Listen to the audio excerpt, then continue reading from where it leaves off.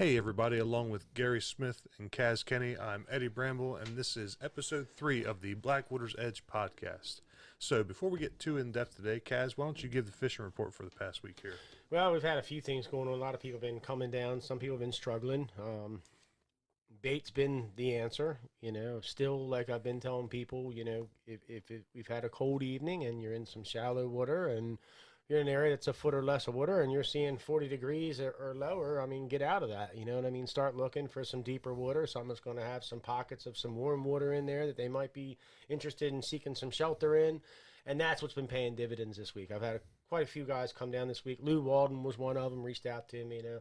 He called me yesterday. It was funny. He says, man, I was over at the place you sent me to, man. I've been here all morning. He says, and I only caught one, so I left and I'm headed over to this place now to go look. And he told me where it was going, and I said, well, I wouldn't have left. I'd have stayed where I was. I didn't send you there because I thought it wasn't going to happen. I sent you there because I thought it was going to happen. So I sent him a picture of a friend of mine that was there a couple days before with a whole spread on the back of his truck.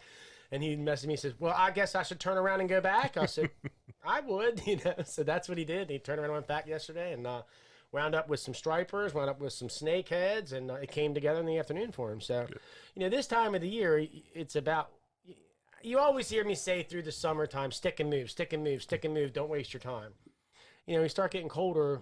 You got to wait for that water temperature to come back up. You're going to have to put some time in, Let that sun beat down the water, bring that temperature up, and that's when you really start firing off. The colder the temperature, the longer it takes the water to warm up. Right. Too. Exactly. Yep. Right. The biggest thing, like I told these guys, it can be chilly outside. It can be 45 degrees outside, but if that sun's out and that sun's ripe and that sun's penetrating, man, the water's going to warm up no matter where you go. A couple degrees at least, So like I told Lou, I said, where I'm sending you to, you got shallow to your left, you got deep to your right, and you got an area in front of you to fan cast. I said, pay attention through the day. You're going to see more activity as the afternoon comes about, and he said he saw it. Said as day wore on, he saw the fish to the left, saw the fish in front, knew what to do, put it all together, and it came together for Lou. So that was good. A couple other people I've reached out to this week that have talked to me. They're doing some stuff on some swim baits. Some stuff on some chatterbaits, a few guys talking about some spinners, but realistically, man, Spinners are tough right now. Yeah, realistically, if you want to go home and you want to go home unskunked, you're going to need some bait. You know what I mean? Minnows is your number one right now. And the Snakehead Destroyers, the bait boys got, they're doing great, and them guys got plenty of bait right now, and they're helping a lot of guys. So don't hesitate to reach out to them if you need something. A couple other tackle shops up and down the Eastern Shore are carrying the Snakehead Destroyers too. So just make sure that you got bait. That's the biggest thing. Be patient. Don't go to a spot and think that you've been there for half an hour and you haven't had a bite, and it ain't going to happen, because that's exactly what Lou did. Lou was there for 2 or 3 hours, had one fish, said, man, I'm getting out of here. Right. I just happened to text him to see how he was doing, and he told me, and I told him what I thought. Summertime, I'm all about jumping from spot to spot. When the water's warm, you don't really have to be picky. But when the water's cooling down and you've got to really wait for that temperature to come back up when the sun's hitting it. You really got to pick your spot and stick with it. And like you said, the spot he was at, he had everything. Got shallow water, you got mid, and you got deep. Yep. That's what you're looking for. And that's what I tell people. You can put together a pattern using the knowledge you've gained through the year if you just stop, sit down, take 5 minutes to assess the situation, calculate your game plan, and move forward. Right. So bait's the big thing. Definitely that. Yeah, all winter long, your number one thing you're going to be using is minnows, 100%.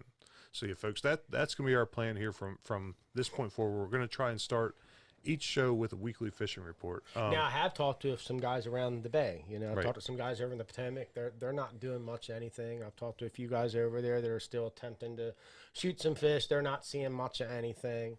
So, one guy reached out to me from the Potomac and said, if I'm over in the Potomac and I'm looking for a place to maybe put together this winter pattern that you all are experiencing over there, what do I look for? You're looking for the same thing that we got here. You're looking for marshland. You're looking for mill ponds. You're looking for mud flats. You're looking for shallow water that's got a dark bottom adjacent to some deeper water. You know what I mean? Right.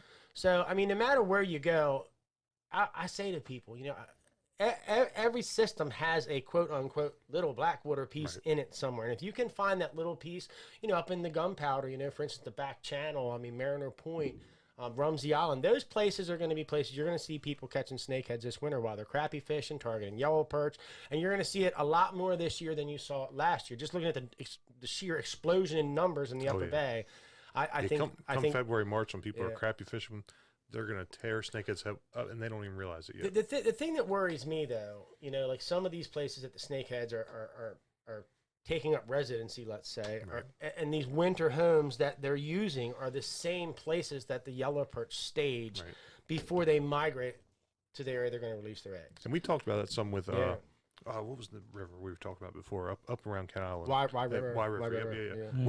Where snakeheads were up in that area, and the perch just weren't there. Yep, we talked about that this spring. Last year. The same way with the Blackwater. Yep, last year the spring run never materialized in the Wye River on the upper ends, and most of the ends where those perch runs would be, it was lots of 6 to 8 inch, 10-inch snakeheads laying in there, and there were a few that were bigger we found last year. Now, I've talked to some of the people up there in the Wye River, and they're seeing a lot bigger fish the end of this season up there, especially in the spillway and some areas like that. So, I don't know. A lot of guys been asking about the Wye Lake, and I haven't heard much in the way of anybody catching anything in the Wye Lake, but for the life of me, I wouldn't put it past somebody to take 2 or 3 over the top and put them in the lake, So, it's just is what it is. I was talking to some guys in the Patapsco up there. They said the same thing. The bite's kind of fallen off a little bit. I just think that if you can find, like I said, if you can find that Blackwater in that tributary, you're going to find the fish, you're going to find the snakeheads, and you're going to succeed. So when the water temperature's real cold, it really doesn't affect us much over here because the rivers are shallow. But like the Potomac's a fairly deep river. Yeah. Do they fish like looking for a thermocline with a thermometer like you do in some of the lakes for bass fishing? That's a good point. I don't know a lot of guys do that. I know that a lot of guys seem to switch over from snakeheads to bottom fishing for catfish and things like that. And, I know Cornflower, for instance, over in the Nanacoke, there's places he fishes, 17 to 20 feet of water. Right. And, bottom fishing. And they'll catch snakeheads on the bottom with cut bait, you know what I mean? That kind of thing. So, as far as using the thermocline or anything like that, or like an actual fish finder, like a flasher or something like that, try to find it. temperature-wise, because a lot of people, like if you're fishing in reservoirs or lakes, there's a thermocline, especially in the summertime. It really works well. You find that temperature around 72 degrees, and that's where they are. I think with a river, you have a little bit more trouble finding the thermocline because your water there's so much movement in the water that it never settles enough to give a definitive thermocline, so to say. You know what I mean? Not saying that wouldn't, I can see what you're saying. You find an area where you got a pocket of 30 degree or 34 degree water going over top of it, and then you've got that line right here, and then you've got that 40 degree underneath of it. I have fished some thermoclines, and they can be anywhere from 6 inches to 5 or 6 feet high, deep. Oh, yeah. It's just a matter of where that temperature changes, and it's the warmest. That's generally I've got some places that I fish, growing up in Hartford County, and some of them lakes like that. Exactly. If you didn't have your bait in that zone, we called it, if you weren't in the zone, you weren't getting the fish. Yeah. I just kind of think with the snakeheads, it might be a little more flexible. I think they're a little more tolerant than a lot of other fish. So I don't think the thermocline so much would affect them in a river system, maybe at a lake or a landlocked system. Yeah, for sure. All right. So we've had a couple questions this week, a couple new ones, and we still got a few we haven't even gotten to yet that have been asked. So we've had a ton of questions come in that we just don't have time to get to yet. But the things we're going over this week are a lot of people have been asking for snakehead guides. A lot of guys have been. For those who don't know, all 3 of us are snakehead guides. Yes. I know, Gary, you said you're not taking anybody on weekends once deer season has started. Well, and it's mainly I primarily fish Blackwater or some other places I'll go, but it's public hunting. Right. And a lot of the river. And it's just a courtesy thing for me. Exactly right. Yep. It's weekends. There's a lot more hunters on the weekend than there are during the week. 100%. So that's a big thing. And then we know our good friend Damien. He's a snakehead guy. Damien Cook, yep. And then Lowland Outfitters. Lowland Outfitters, his company. And he's got another guy that guides with him too, I think, doesn't he? I think he's got some help. Yeah. And then we know Matt Meredith over at Blackwater Ventures. He takes people out. Yep. Who else we got on the list? There's a company over in the Potomac, Patomac. Yes, they do bow fishing. They do bow fishing and stuff like that. So you might want to reach out to them. And we'll have a list of all the guides and their contact information in the description of the video. So, yeah, and if you're a guide and you're out there and you want us to recognize you, get in contact with us, and we'll we'll put your information out there. We'll help you. You Absolutely, know what I mean? and we have no problem with that whatsoever. And as far as like for me, I'm going to start guiding here. I want to say in the next week and a half to 2 weeks, crabs are going to start coming to an end. I'm strictly going to do during the week. I'm not going to do on the weekend either, just because you got guys traveling here for hunting, waterfowl, all kinds of stuff. You know what I mean? I'm pretty confident I can put you on some fish during the week. We don't need to do it on the weekend, and we won't have any crowds to deal with, and it'll be a lot more personal. You know what I mean? It'll be a nice personal experience. And for my guide and what I'm going to do, basically I'm going to call it a day around Dorchester, for a set fee, and I'll take you fishing. I'll pick you up at the park and ride. I'll take you to a couple places, make sure you get some fish take home in your cooler and share with your family, even provide you lunch at the Wolford store. We get some snakehead bites, so, and I'll include that in the package. So we'll talk more about that after this weekend. Yeah, fantastic. And if you are interested in a trip, don't call tonight and want to go tomorrow morning. Make sure we have plenty of notice in advance. Yeah, so. We all have other things that we're doing. Absolutely. And Caz, that's crab. Excuse me, a crab business. I have construction business, so it's not like we can't go. It's just that we need notification ahead of time is. And just like any other small business, I will offer the emergency fee. So if you do wait to the last minute, you will have to pay an upgraded. No, I'm just kidding. But yeah, let's try to give us some notice. So let's say we've taken some guys out guiding, and we've caught plenty of fish. We're back in here now. How are we going to show these guys how to fillet them? So what's your best fillet techniques? I mean, for me, y'all know I like an electric knife. That's just me. That's the easiest way. I got swayed to that. I don't even know how that came about for me. I think actually this is how it really came about. They had a clearance sale at Walmart, and I, I'm like, I'm not spending $80 on an electric fillet knife, and then I happened to hear the clearance on. They had it in here for like $14.99. I'm like, how do you do that, man? An $80 knife now, $15. I mean, is that what you really paid for it? And you're just making that much money anyway. So I got the knife and I came home and I said, I'm gonna try this on these fish. And I mean, even with good blades, my biggest thing was I had to keep sharpening my blades just because the skin is so tough. The bones. I mean, sometimes you get into the hacking mode because you're getting mad. Or you're flaying 50 pounds at a time. Right. But that's, I mean, for me, the electric fillet knife's really what's done it for me. I can get in there and just one swipe, go right down it and flip it right over and take the skin off and then go back and debone with that knife. You know what I mean? That for me, that's... So that's definitely the easiest way. If you've got yourself an electric fillet knife, you start right up there at the fin, come on down. Now, here's where you have two different schools of thought with people. Some people will cut that fillet completely off. Right. And then they'll hold a fork on the skin, right, and then go down the skin. Right. And then you have others that will stop their cut right at the tail, flip it over. We saw Rob Ballantyne do that last week. Exactly. Yep. You leave that skin attached at the tail, and then just fillet the meat off that way. Yep. So, and then you get your bones out afterwards. So. I'm the same way. I used to fish for tautaugs all the time, and they're tough skin, tough. Yeah. And electric fillet knife is great because their bones are pretty thick on their back, and you can whack down. But you're talking about paying $80 for a fillet knife.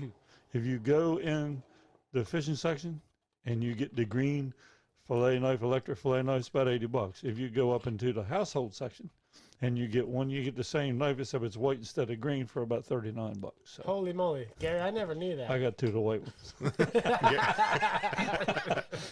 Gary's life hacks, everybody. There you go. He's got some hacks, that's for sure. Not giving you brands, but just check it out. Right. Once we get some sponsorship, we'll start putting some brands out there. That's right. But and one more thing while we're still on filleting, I always try to let people know this. Don't forget about the nuggets up in front of the top fin. Yeah. That is the delicious meat right there. In between that skull bone and where the top fin starts, there's a big chunk of meat there.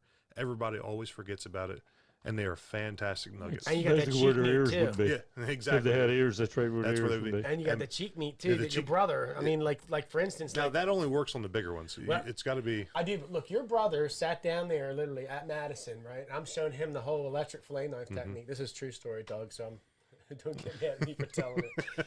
So I says to him, I said, I'm done. He goes, you ain't done. He's like, what about all this meat here and like this face here and look right here, like underneath this? He said, man, look. He said, I'm going to go get my knife out, and I'm going to make sure I get every piece of meat off this son of a gun, right? I ain't kidding you. literally, he took his fillet knife and started just rooting around other spots around the face, up along the spine, stuff like that. Inside behind the skull. Man, he had a pile of meat laying there like that. He said, look, man, if I'll do that on every fish, that's an extra quarter pound, half pound of meat, man. Now, we'll talk more about this later, but that's fantastic meat for your pulled snakehead barbecue. Oh, yeah. That's the best kind of meat for that. Oh, yeah. But, yeah, there's all kinds of meat in the cheeks. There's up behind the skull bone, there's plenty of meat. And then and a nice little trick, if you're not using an electric fillet knife, is if you kind of go around the stomach cavity, you miss a lot of those bones that are going to those fins. Right. So you don't tear up your fillet knife either. So that's, if you're not using an electric fillet knife, that's a neat little trick. You kind of learn where that stomach cavity is and you can go around that, and you can really miss a lot of the bones that way. I mean, some of these guys are just getting really meticulous, like you're saying. I mean, they're using little knives like this, and they're just getting in there and carving every piece out. That's really good to see that they're utilizing the fish. When I first started filleting, I really, just to learn the anatomy, that's why I did it. So I used a small, almost like a paring knife, and once I used a normal fillet knife for going down the spines and all that, but for going, I mean, the edges up around where the fins start and where the stomach cavity is, I really used a small knife to really learn the anatomy and where you can go in and out and learn the exact places and really miss all the bones, and you miss cutting into the stomach cavity. That's a very good point, Eddie. Very good point.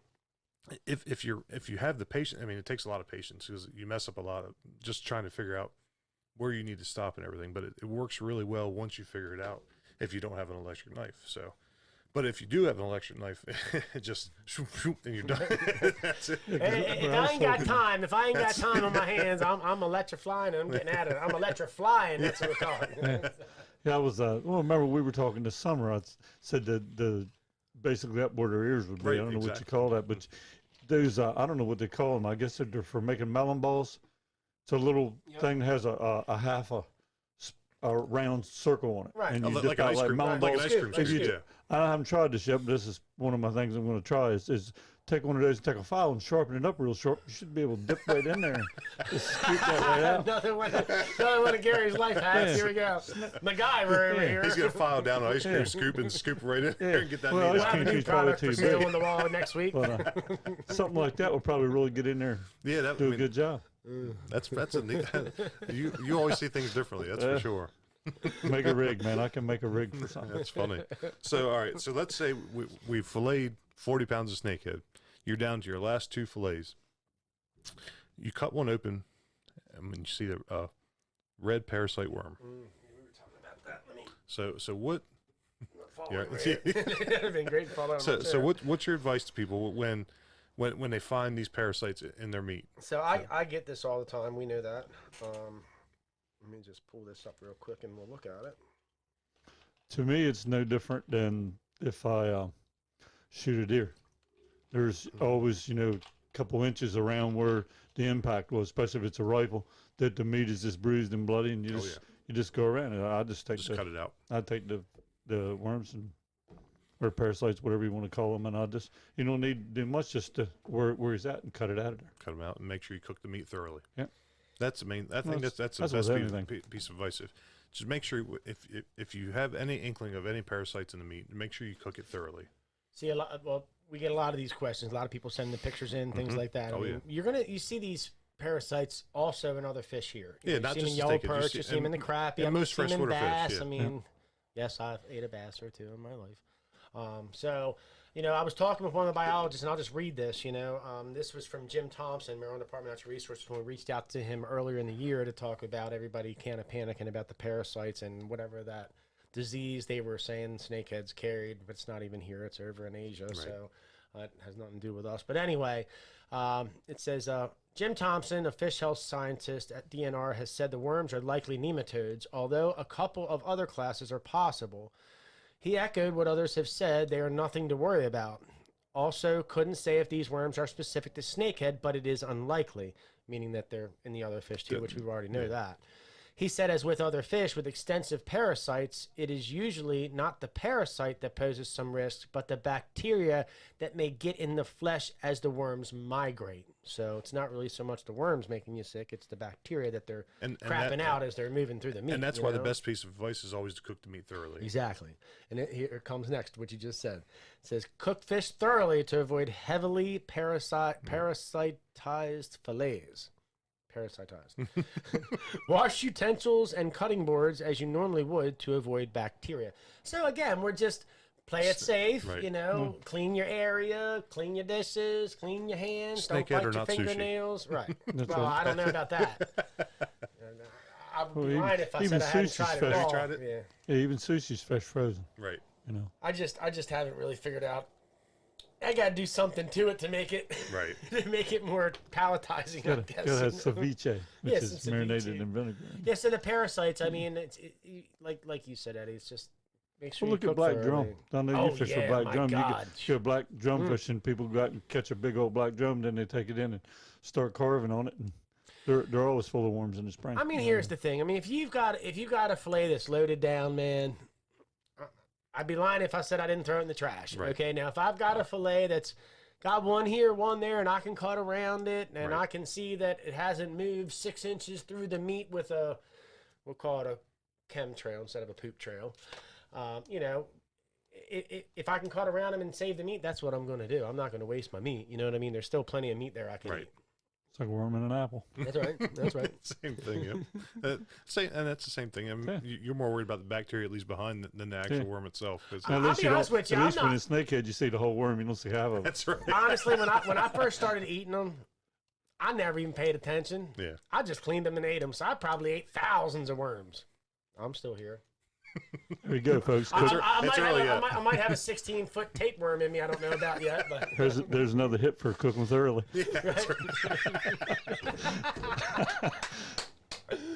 oh God, this is so much fun. So, but that's the main piece of advice. So, there's a couple different techniques for filleting, but if you're filleting them and you do find the parasites in them, you can cut them out. You can cut that section of meat out if you like. Just make sure you cook the meats thoroughly. That's the best piece of advice anybody can give you for that. I'll tell you what, a lot of people are going to laugh when I tell you this. You can throw a fillet in a Ziploc bag, throw it in the microwave for 45 seconds. You ain't even got to use your stove. But we'll talk about that when we start talking about how. That's not sound advice for cooking it thoroughly. You're right. It works for me though. All right. So while we're on the subject of cooking thoroughly, so what are some of your best recipes for cooking snakehead? I know we talked about earlier your barbecue snakehead. You've made a mess of that. Yeah. in the past. So I like to make. I mean, there's so much stuff out there, and let's not forget the snakeheadlife.com recipe page that That's we've right. made. So if you're on our Facebook page and you haven't joined the snakeheadlife.com recipe page and you want to share your recipes, That's the best place to do it. you can still share them on our page so everybody can see. But we're trying to make a place where the community can go to and find Right. other alternatives in preparation than what they may be used to. So while you're on Facebook, search Snakehead Life Recipes, and there's a whole separate page aside from Snakehead Life where everybody has shared their recipes from the past, and it's a great place if you want to try a new recipe. You can search it in there and find something new. And we will have Chad Wells in here. We're just trying to get all that together so he can talk about some preparation. You know, we may even do like a step by. We might even use the kitchen, do something step by step or something. That'd be fun. We'll we talk got a to lot Chad of about it, ideas and stuff, you know. So, but I mean, there's lots of things and lots of ways to prepare your snakehead. You know, I mean, ceviches, cakes. For me, what I like to make is a barbecue, and I have a couple different customers that give me barbecue sauce to use, provided I mention their name when I use their product. And what I'll do is I'll take 25 pounds of fillets, and I will just put them into the oven on a cookie sheet, and I will broil them pretty much plain. I will sometimes take some butter and just smear some butter over the top of the fillets, but I like to keep it as plain as can be without a lot of junk in it. You know, I kind of think the more you add to stuff, you get too crazy with it, you're not eating it anymore. You're eating something else. Exactly. So. That's when you're adding flavors to anything, beef, fish. I mean, if you add too many flavors, you lose the original flavor of the fish or the beef, whatever you're working with. So what just you keep have that to in understand mind. about this fish is, first of all, it's very bland. It's a very mild flavor. You know, it doesn't smell like when you're cooking it. Your house ain't stinking like a fish fry. I hate to say it. You know? There's no fishy Right. aftertaste. That Right. does not. It's almost non-existent with this fish. It's not. Yeah. That's any- what my wife says. She's not crazy over snakehead only because it's not fishy. Right. Yeah, some people like that fishy aftertaste. They want that from their fish, but if you're more of a chicken and beef and pork kind of guy and you want to try snakehead, or if you're not a fish eater, snakehead might be the route to go for you. If you're not a fan of oily, fishy, Right. you know, that kind of stuff, and you want something, like I said, jumbo lump. Right, yeah, exactly. So, but that snakehead doesn't have that after flavor that most other fish do. So I think the biggest thing for me is, like I said, limiting the amount of change I'm doing to the fish. So what I'll do is I'll take 20-25 pounds of fillets and I'll put them on a cookie sheet, and I'll spray the cookie sheet with a little bit of oil so they don't stick or something like that. Or I may use foil. It just depends on how I feel that day. But I'll take it and I'll broil it in the oven, and then I'll pull everything out of the oven after it's broiled, and then I have a real big stainless mixing bowl that I use. And I just put all the fillets in there right off of the cookie sheet, just dump them right in there, and I just start. So you don't pull it, you pull it in the bowl. I pull it Okay. apart in the bowl, and just keep mixing it together and pull it apart. Then once I've got it all pulled to what I'm looking for consistent-wise, then I'll blend in the barbecue sauce. And I'll just simply, I'll just take a whole container and just dump it in until I see the texture that I'm looking for. And then what I'll do is I'll take the barbecue now enhanced snakehead shreds, we'll call it. I'll put them back on the cookie sheet, put them back in the oven. Now, my temperature is 350 that I use. So on you broil. bake your pulled snakehead. So I don't bake it. But you broil it. I'm sorry. I broil it. Yeah. What I do is after I've made that mix together, I put it back in only for a couple minutes to dry it out so it's not so soupy and so sloppy. Then it gives it that nice firm consistency. You can make, a sandwich with it. You Right. can make sloppy joes with it. You can do whatever you want to do. So then once I've dried it back out, I pull it back out, throw it back into that bowl, pull it all apart again. So anything that did get a little crusty is now moist again. And then I put it in pint containers in 1 pound increments, and that's what we sell. So when you make sloppy joes with snakehead barbecue, you use hot dog rolls instead? You can use whatever. I like pretzel rolls from the Wolford store. My favorite is potato rolls. That's I oh my like goodness. potato rolls. I love potato rolls. So what's your favorite recipe, Gary? I do a lot of grilling. I grill everything, and I'll take my fillets. One thing I like about snakehead fillets is most fillets you like a rockfish or something like that. You got to put the aluminum foil on the grill because they fall apart. Snakeheads don't fall apart. Right. The only It's thing a you have very to be firm careful meat, with that's that I find, I'll just put a little Old Bay or some ground pepper and a little bit of butter on. So it. you're not much for adding flavor at all. No, and, So- and every once in a while I put a little bit of lemon on them. I cooked my last ones last night on the grill. Time to go fishing. But the bigger the fish, when your fish are smaller, it's not a big deal because the fillet's fairly consistent. Snakeheads are like dogs; they fill out. When they get mature, they get water. So at the back of the head, the meat can be 2 inches thick. Right. Where down at the tail, it's a 1/2 inch thick. So it's not all going to cook at the same time. So I've got a 5-burner grill, and what I do, I light the first 3 burners, and I'll put my fillets right on in line with the burners on the grill for about 3 minutes, and then flip them over about 3 minutes, and then I'll turn them so the thicker part is on the grill, but the other is hanging over so it doesn't overdo it. And then you get a lot more consistent. I guess you could elevate them or whatever, but that's just my way of doing So it. you keep the thinner ends off the heat. Yeah, So, you have to so it because still it's cooks no evenly. different than cooking a tenderloin and it's narrow on the end. You gotta. that's a good point. So here at the store, we if you haven't had the nuggets here at the store, we hand bread them ourselves and deep fry them, and they're delicious. So I can't give you my recipe. For your store. I was going to say, Eddie, would you like to share your grandfather's recipe with us? Can't give you. I will say this: our secret here, we double bread them. So that's a big thing. If you're breading your snakehead and you're going to fry them, I do recommend double breading them, and that's a big hack you can do. But you're deep frying them, right? Yeah, we deep fry them. Yeah, Yep. yeah, And that's a huge help. It really spreads that flavor out evenly across. And wait a minute, and if I remember right, didn't Jim Zumbo ask you to buy your seasoning when Jim he was here? Zumbo wanted to buy my seasoning. I couldn't sell it to him. I gave him a little container, but I couldn't give him the recipe. That's awesome, man. The man that said, "Hey, I'll buy a box from you, man. But this stuff's pretty good." So. And Jim was a nice guy. I He really was, enjoyed him. yeah. Yeah. then I have another way too. If I'm in a hurry, or if I'm out of propane, which is usually the case. I try not to get in a hurry, so I'm usually out of propane. I'll take a dinner plate and take 2 fillets or one big fillet, cut it in half, put it on the dinner plate. No skin, but skin side down, and put a little butter and pepper Old Bay, and cover it with saran wrap. And wrap the saran wrap underneath of it. Put it in the microwave for about 6 minutes. And what it does, the saran wrap will expand. It looks like, if you look in there, it looks like a little like a popcorn bag. cellophane Jiffy Pop. Jiffy Pop, yeah, I remember Jiffy Pop. I love that stuff it on the swells stove, up man. and then when it's 6 minutes, it goes, it settles back down. But it's almost like a steam bag with vegetables. Yeah, basically, it steams them. Yeah. And That's a neat you idea. can, if your meat's kind of dry, which after it's been frozen, usually it's got some moisture in it. But if it's fresh, you can put just a little tablespoonful of water down in there, and it helps steam it. And when it's done, if you can almost take your finger, poke down on the plastic, and tell if the meat's done. Yeah. Because if it's not done, just let it set for a couple minutes, and finish steaming it in the. We're talking about bag. hacks, and I'm just going to talk about a little hack my mother showed me a month and a half ago. So I was cooking fish in the oven, broiling it, and she said to me, well, it's kind of dry. I said, well, what do you want me to do? She goes, well, you can take that Crisco up there and just hit it real quick before it's done, and it won't be so dry on these edges. Let me tell you what. I don't like following Mom's directions. I don't think any of us ever did. But I tried it, and she was absolutely right. It's a Crisco spray. Yeah, it's in a blue can, like a blue and silver can. And like when she makes her crab cakes, I didn't know this, but like before they're done at the end, Sprays the edges. she always hits them with a little bit of that so that it's not crispy or crusty or anything like that. So it's Your evenly soft cooked. crab's How about nice and soft on the outside when Well, you it's eat just it, like, so. I mean, when Charlotte makes brownies here at the store, and she'll put Crisco on the edges of the pan, and that makes them so they're not too Yeah, crispy. she makes some good brownies too, boy.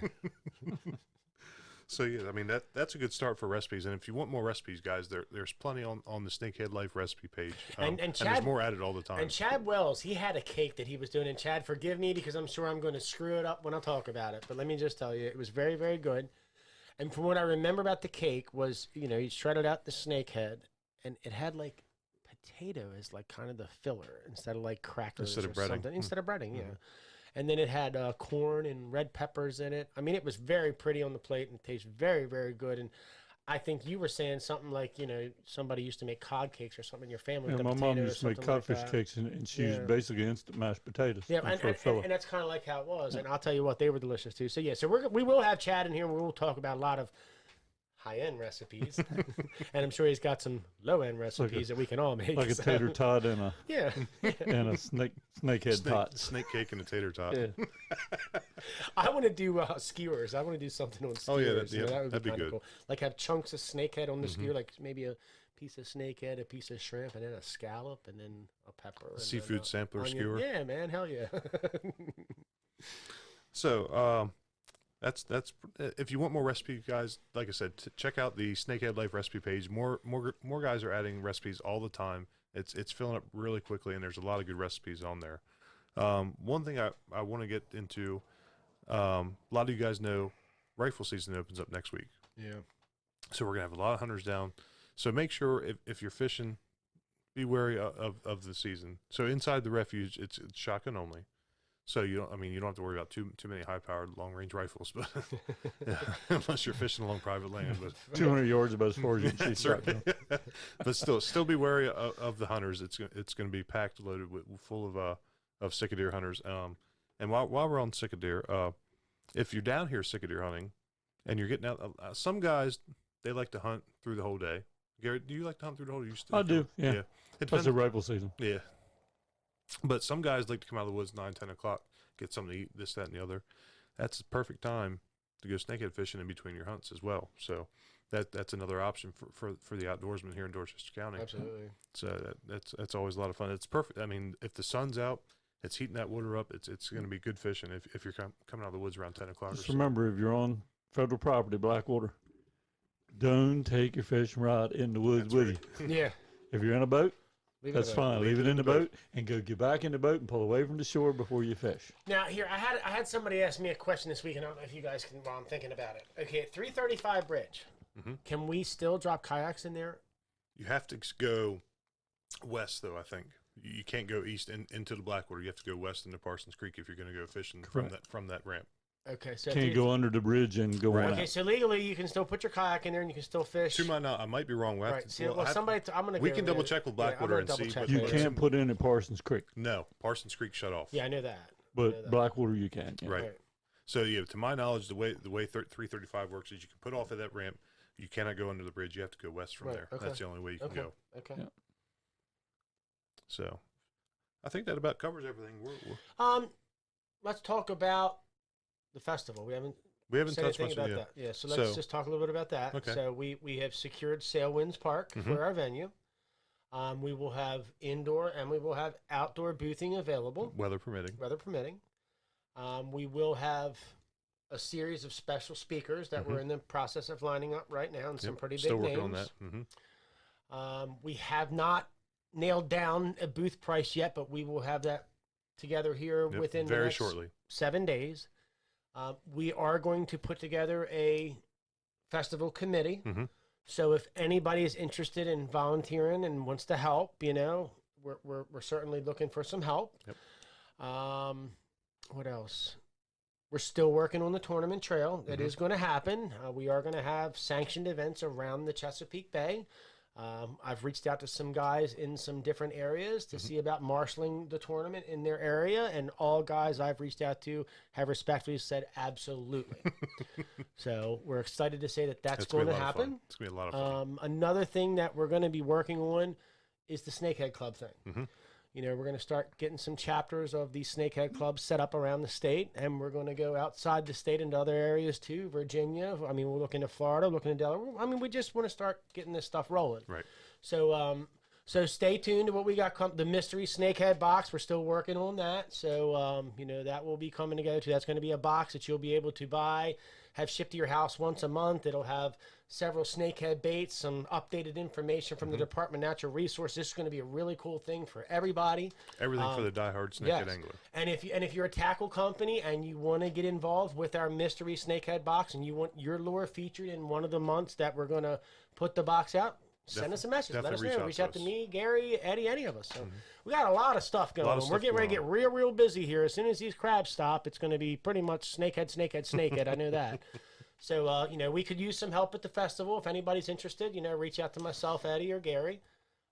Anybody who's interested in booths that has not reached out to us yet, please reach out to us. Let us know that you're interested in a booth, and we'll get you on the list, and we'll be sure to contact you immediately as soon as we have all these numbers nailed down, which should be very soon. We're going to have a big meeting next weekend. Next week, we'll all sit together, and we'll look at some numbers again and see where we're at. But it's going to be big, I think. The response we've gotten so far. Everybody's really excited about it. Everybody wants a piece of the action. Fish and wildlife, everybody. State, everybody. So I think we're really onto something here. And our biggest thing is we just want to help people. That's what we're here for. We're here to help people. So if we can help you in any way, shape, or form, let us know. We're not hiding spots. We're not coveting spots. We're not working like that. People get mad at us because we blow spots up. People are mad at me all the time. You know what I mean? So, but the bottom line is we're here to help. That's it. We have a problem that we're trying to get a handle on. The goal is to manage the snakehead population, and the only way to manage the population is to get as many people fishing for them as possible. At this point, that's what it is. We are overpopulated with snakeheads, and there's no denying that. So, I don't know. I think that pretty much sums it up for me this week. Yep. I had a great time. I hope you all did too. And just one more thing before we go. Rifle season is coming in next week, and this past weekend was youth hunt. Great. I got to take a young fellow, and he got a deer. It was a great thing. That was awesome. But that's not the only day that you can take a youth. Right, exactly right. And same way fishing. You can take them any day. Any day. It's much more fun than going by yourself. I can tell you. I like that, Gary. Nothing better than the smile on a kid's face when he gets his first fish or his first deer. Oh, absolutely, man. It's awesome. So next week, guys, with rifle season coming up next weekend, I think next week we're going to talk mostly about cicadeer. I think so. So we're going to try and get a special guest in here. That's the goal. You're going to do it. I know you're going to do it. You ain't going to let me down. So hopefully we can make that work. But we're going to almost exclusively cicadeer next week. So stay tuned for us next week, guys. And thanks for tuning in. Thank you so much.